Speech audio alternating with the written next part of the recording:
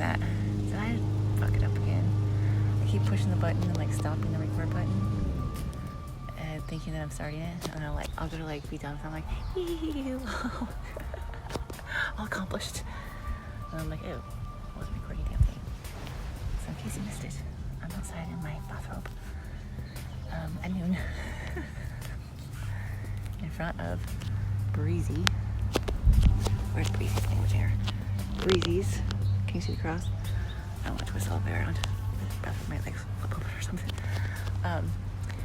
Breezy's memorial site. Grave or whatever. Well, grave sounds like such an unhappy word. I guess death isn't very happy, but you know, it could be actually. How do we know that death isn't happy? We think death isn't happy because we're selfish about it, and we don't want to feel the pain of missing that person, and we don't want to have to imagine the pain that they went through because it's painful for us. But when we miss somebody when we're sad they died, are we really thinking about the person selflessly, or are we thinking about our own fears and our own insecurities and our having to deal with vicissitudes that suck? I'm not saying you shouldn't be sad when somebody dies or anything. It's just I always had like a little bit of a fascination and a real respect for cultures that like kind of celebrate when someone dies as an accomplishment that they've ascended, they're crossing over and stuff like that. I thought that's really powerful, you know. And I just wonder about the differences in like anxiety levels when you have that kind of a culture and when you embrace everything that's inevitable instead of like fearing it and like fighting it and trying to live forever. And I mean, it's really hard for me to accept that people I love are gonna like not be here. It's really hard for me when somebody that I love like dies or whatever. Like it messes me up. I don't like it at all. And I don't know. Like I'm trying to like when Mike passed away, I tried real hard to practice like instead of feeling sorry for myself about like, well, no, I don't have that friend to like talk to, and like you know thinking about like terrible it must have been, how traumatic, and like the CPR and everything, and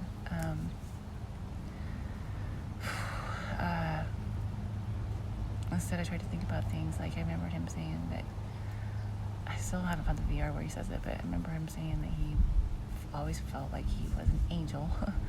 He's not a human being. That he was like an angel or something, which I don't know, but some people are, I think. Maybe we all are in a sense.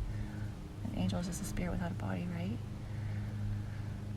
So, but he felt like he was sent here to do something, and then he thought it was real hard here.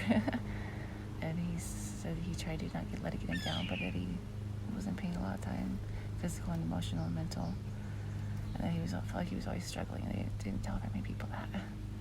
So I bet that he's more free now than he's ever been and stuff like that. And I bet a lot of people who passed away are more free now than they ever have been. I think the only people who probably aren't free are the people who are really cruel and stuff like that. And I think that they have to live out whatever emotions they blocked out in order to allow themselves to just be cruel to people without caring, you know? They have to like probably live that out tenfold wherever they are. And I don't really necessarily believe in like a heaven and hell. It's a fairy tale type of thing. It's myths, you know. We create myths to explain things to ourselves, to our kids, and help us feel better and to scare us so that we'll behave and all kinds of things. Joseph Campbell, he's really, I don't know, I'm not gonna get into all that, but he's like my favorite author and stuff, and he did that series called The Power of Myth, and like in the 80s. It's on PBS, and it like really shook up the world. Everybody's like, oh, he's a blasphemer, and oh my gosh, he's saying that God's not real or something, and then the Bible's just a made-up story, and that's not what he was saying. It was a lot more intricate than that, you know. But when I watched his series or whatever, it was the first time I was like, that's how I think about things. I was like, somebody's explaining it. Somebody's finally explaining what I have in my head, what my beliefs are, or something that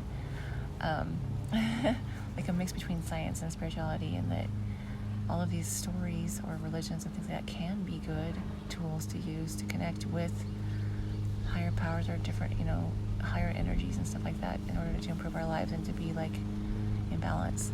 However, when you take it really literal and when you use religious ideas and stuff like that to bring harm and like death and negative things, power, no point in all of that. So I don't know, he's amazing. If you get a chance to watch some of his stuff. Power of Myth, I think it's on YouTube. I've told you to watch a couple of them. I tell everybody to watch it pretty much if I think that they could be possibly like the type of a person who's could be receptive to understanding it and not misunderstanding it and freaking out or something. So, anywho, I'm going to attempt to meditate out here right in front of God and everybody.